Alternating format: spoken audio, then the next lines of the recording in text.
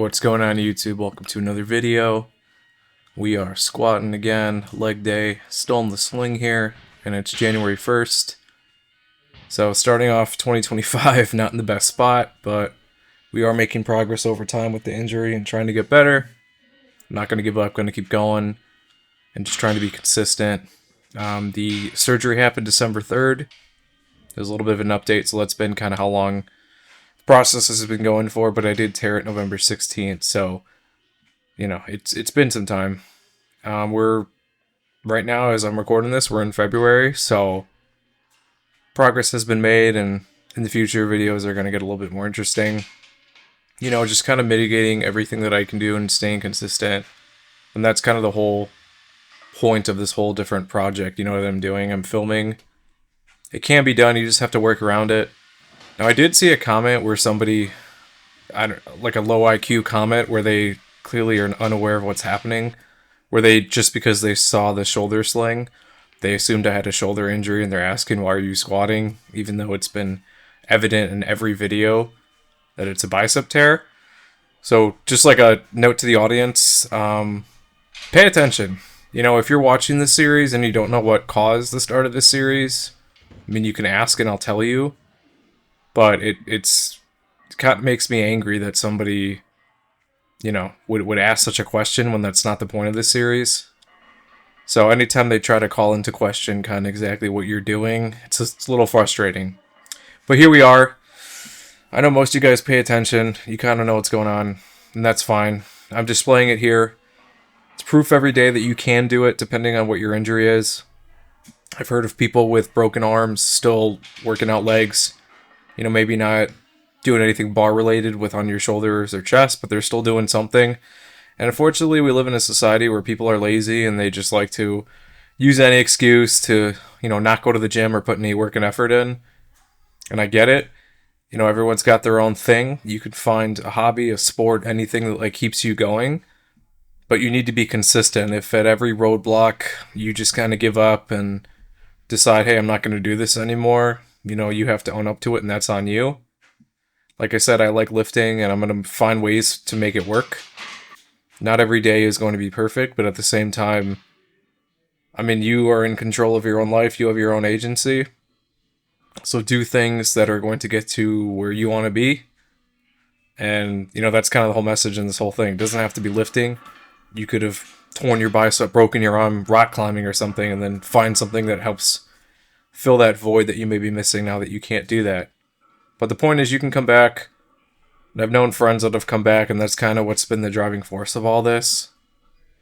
So, it is what it is. You got to make do with what goes on in your life, and you can go through the whole woe is me process, but if you're trying to make things better, and then you have to put in the work and effort to get there. And it's never going to be easy, but that's kind of what should solidify, your choice in what you're doing.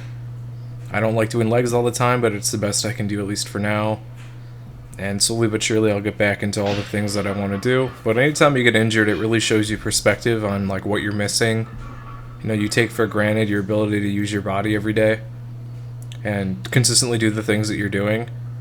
And you have to be reminded of that sometimes. And sometimes when we get, sprains, whether it's in your ankle, twisting your ankle, whether it's knee pain or anything, that disrupts the status quo of kind of what you're doing, your equilibrium. It's a reminder that you have to be careful and that we're all mortal, especially as you get older.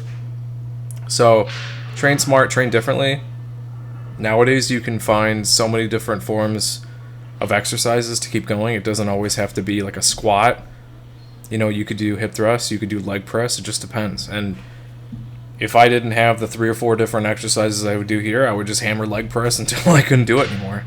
I would use both legs, and I go unilateral. You could turn to the side and go that way too. You just have to stimulate the muscle and figure things out. You could do so many things. You just have to find out what works for you and what you want to continue doing.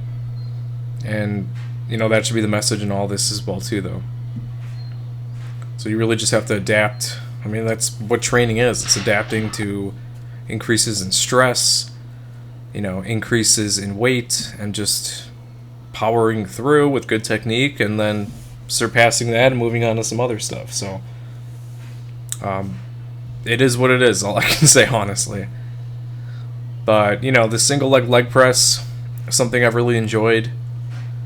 And I do this method simply because loading on all those other plates, I just feel like it's too much of a risk with the arm if I do 2 legs, because then we can get up to 900,000 pounds. So if I taper it with the single leg, it does take more time though, but it's less plates, less stress on the arm, and you know, a little bit more emphasis on any sort of like imbalances. I notice that my right leg is weaker than my left leg, and so you're never going to completely remove the imbalance, but you can kind of promote things that are going to essentially get you closer to where that is. And a lot of times the imbalances are what kind of lead to injuries.